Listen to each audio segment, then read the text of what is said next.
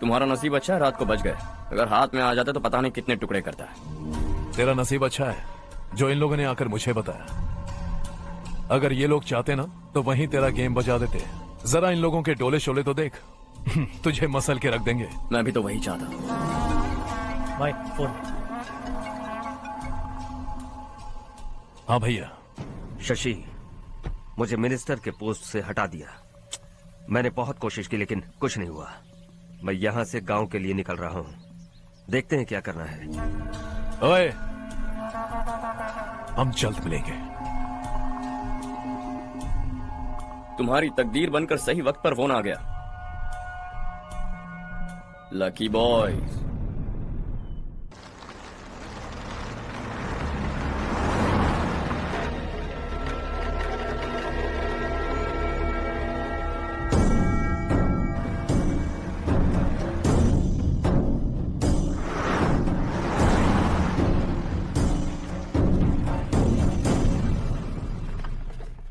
Central government इस पूरे इलाके को कोस्टल कॉरिडोर प्रोजेक्ट अनाउंस करके करोड़ों में खरीदने वाली है और 2-3 महीनों के अंदर यह अनाउंस कर देंगे। अभी भी मेरे आदमी गवर्नमेंट में है और उन्हीं की वजह से मुझे ये अंदर की खबर मिली। अनाउंस होते ही जमीन के भाव बढ़ेंगे। ज्यादा से ज्यादा जमीन हमारी होनी चाहिए, कम से कम 5 से 6 हजार एकड़। किसानों को 10 या 20 हजार देकर उनकी जमीनें हड़प लो। अगर किसी ने नाटक किया तो उसे काट कर फेंक दो। ऐसा मौका बार बार नहीं आता शशि। इस बार हमें लाखों करोड़ों बनाने हैं।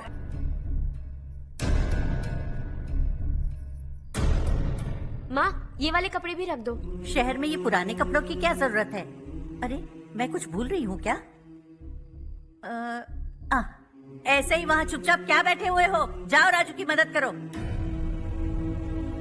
माँ, उन तकियों को क्यों पैक कर रही हो? बेटा, अगर घर पे मेहमान आएगा तो जरूरत पड़ेगी। माँ, वहाँ पर सब कुछ है। सिर्फ कपड़े लेकर चलने के लिए कह रहा है? वहाँ इसके पास सब कुछ है। वहाँ जाने के बाद अगर कुछ यहाँ रह गया तो मैं तुम्हें खबर कर दूंगी, किसी के हाथ भिजवा देना। एक बार और ठीक से सोच लो ज्योति, आखिर हम वहाँ जाकर करेंगे क्या? ये तुम कैसा सवाल पूछ रहे हो? यहाँ रहकर हम क्या करेंगे? मिलकर रहेंगे सब। हा?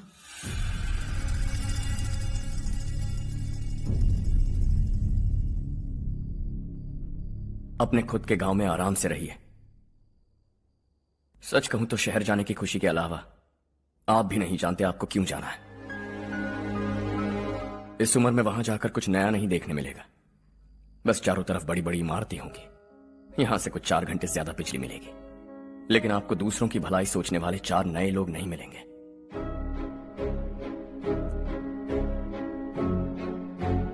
आप इस घर में सब पर चिल्लाती हैं, सबकी टांग खींचती हैं, अच्छा लगता है।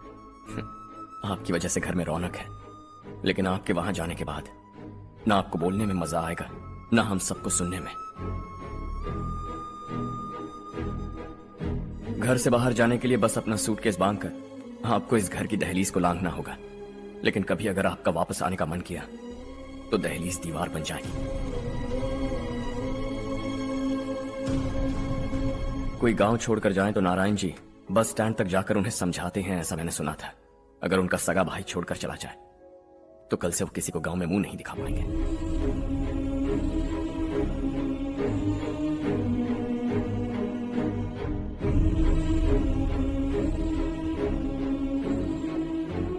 शहर में सेटल होकर माँ बाप की देखभाल करना चाहते हो, इट्स रियली नाइस। लेकिन उनके माता पिता समान भैया भाभी से उन्हें अलग कर रहे हो तुम।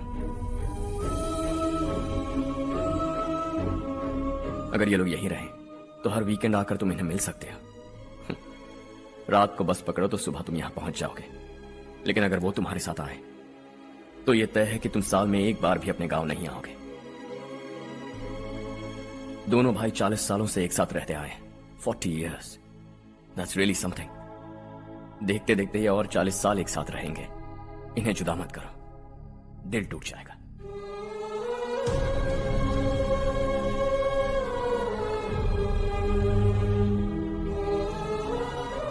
आपके परिवार के निजी मामले में दखल देने के लिए माफी चाहता।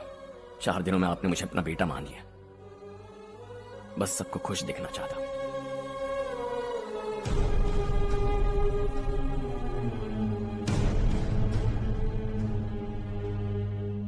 याद रखना देखना दिवाली आ रही है, 3 दिन पहले ही आ जाना। हाँ ठीक है माँ। दिवाली हम सब मिलकर यही मनाएंगे।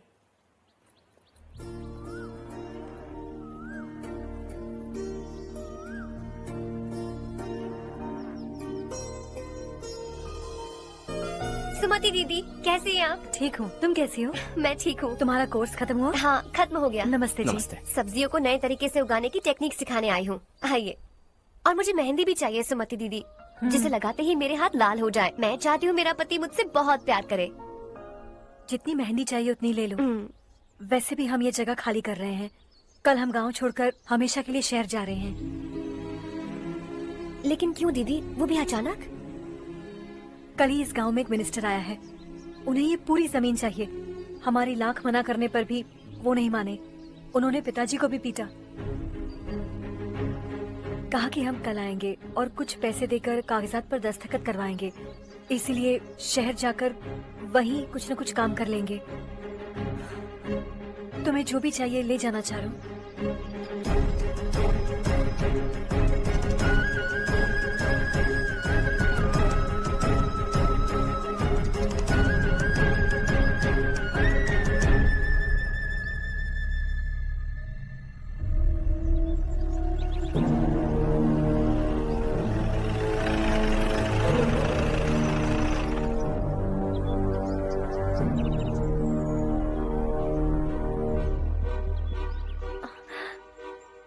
चल जल्दी इस पर दस्तखत कर। इनके पति मरने से पहले तुम्हारे साथ पले बढ़े होंगे। तुम शायद उन्हें अच्छी तरह जानते हो। वो ऐसे इंसान थे जो हमारे लिए सरहद पर शहीद हो गए। हम तो वैसे भी इनके लिए कुछ नहीं कर पाए। अब इन्हें सरकार से अपने पति की बदौलत कुछ पैसे मिल रहे हैं जीने के लिए। तुम इनका जीने का सहारा छीनकर किसी और को देना चाहते हो? निकलो। चल जल्दी कर, हमें जाना है। जरा बच्चों को अंदर ले जाएंगे? मैं यहाँ नया आया हूँ और मुझे इनके बारे में सुनकर दुख होता है।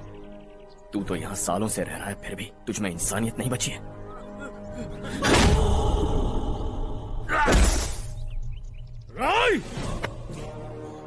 मैं यहीं रहूंगा, जमीन भी यहीं रहेगी। हम कल भी बात कर सकते हैं। ये जिंदा है या नहीं पता नहीं, बिल्कुल हिल नहीं रहा है। पहले इसे किसी डॉक्टर के पास ले जा।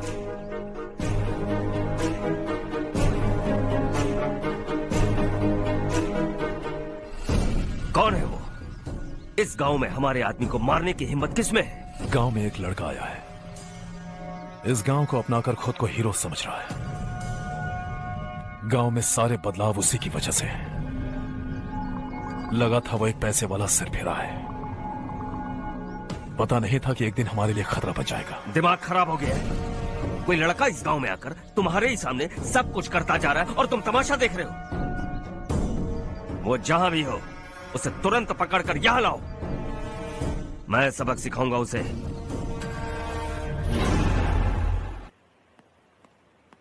हर्ष बेटा, हर्ष, शशि तुम्हें ढूंढते हुए यहाँ आया था। वो मुझसे कह के गया है कि वो तुमसे तुरंत मिलना चाहता है। वो लोग चारू को उठाकर ले गए हैं, जल्दी कुछ करो हर्ष। चारू को कुछ नहीं होगा। हम उसके पास जाके उसके पांव पड़ेंगे, उसके सामने गिड़गिड़ाएंगे, उससे माफी मांगेंगे। वो तरस खा के चारू को छोड़ देगा। लेकिन तुम वहां मत जाना बेटा, तुम्हारी जान को बहुत खतरा है। मेरी बात मानो, अपना सामान बांधकर इस गांव से कहीं और चले जाओ।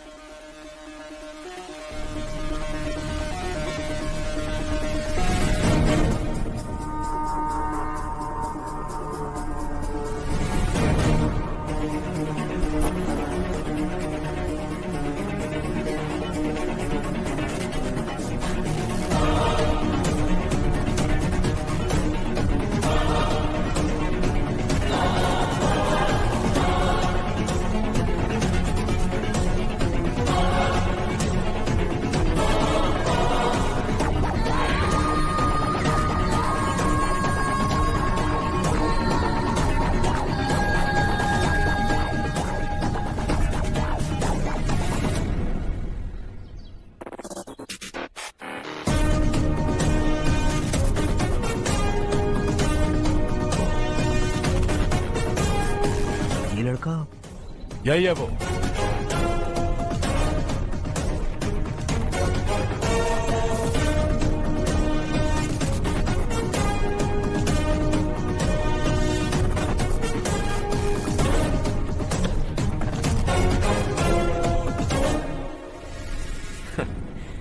ये दुनिया बहुत छोटी है, दोबारा मुलाकात हो ही गई। कैसे हैं आप? मुझसे बात करने के लिए चारू को लाने की क्या जरूरत थी? मुझसे कहते तो मैं खुद आ जाता। तुम घर जाओ चारू, मैं इनसे बात करके आता हूँ। यहीं रुकने दो उसे। यहाँ जो भी हो रहा है उसे भी तो देखने दो, फिर गांव में जाकर बताएगी ना सबको। तो ठीक है, रुक जाओ चारू, दोनों साथ में ही चलेंगे।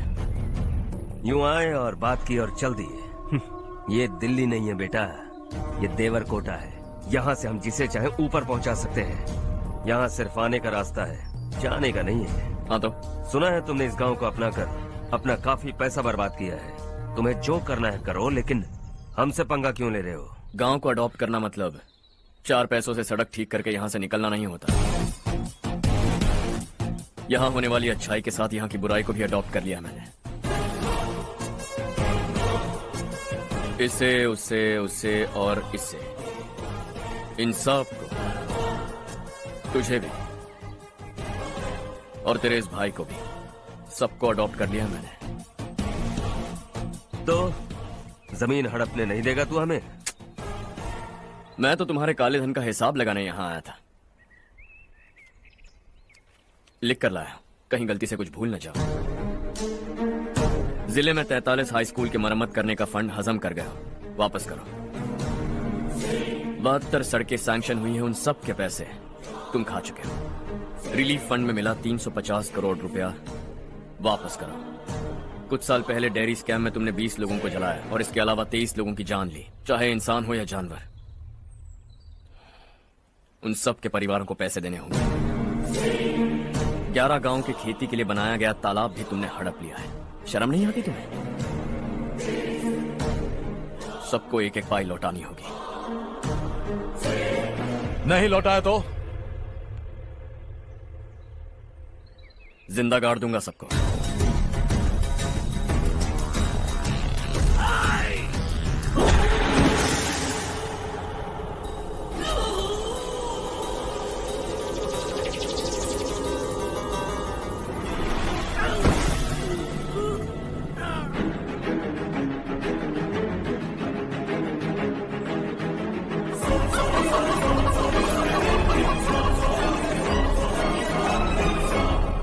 लौटानी होगी।